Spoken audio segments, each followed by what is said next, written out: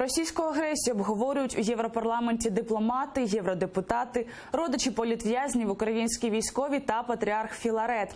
У Брюсселі відбулася конференція «Ціна російської агресії в Україні. Свідчення викрадень, тортур та вбивств».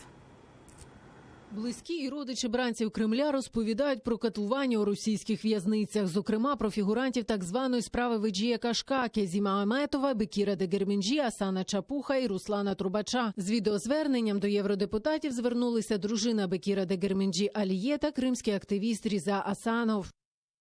Бекиру Дегерменджі отказано в лечении.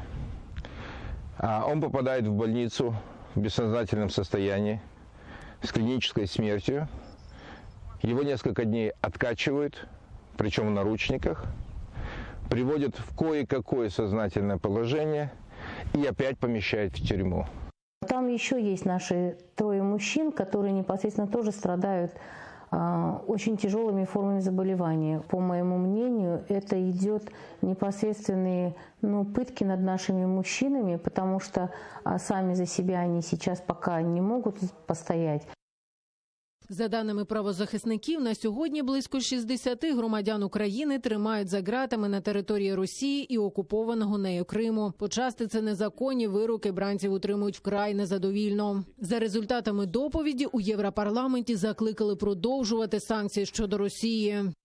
І Росія зараз уже ледь-ледь терпить оці санкції. Тому ми і просимо Європу продовжити ці санкції для того, щоб зупинити і перемогти агресора. І таким чином ми звільнимо всіх тоді заручників і ув'язнених у всіх російських в'язницях. Масштабні порушення прав людини проти громадян України, включаючи викрадення, тортури, вбивства та незаконні ув'язнення на окупованих територіях Донбасу і Криму, мають знайти відображення у рішеннях Європейського Союзу і створенні так званого нового списку Магнітського. До посилення санкцій щодо оточення Путіна та підприємств, пов'язаних з Кремлем, близько 500 європарламентарів вкотре закликали наприкінці квітня. Про свою підтримку України сьогодні вкотре заявили американці. Зокрема, помічник держсекретаря США з питань Європи Вес Мітчелл заявив про нові санкції проти Росії, якщо та не припинить втручання у справи України.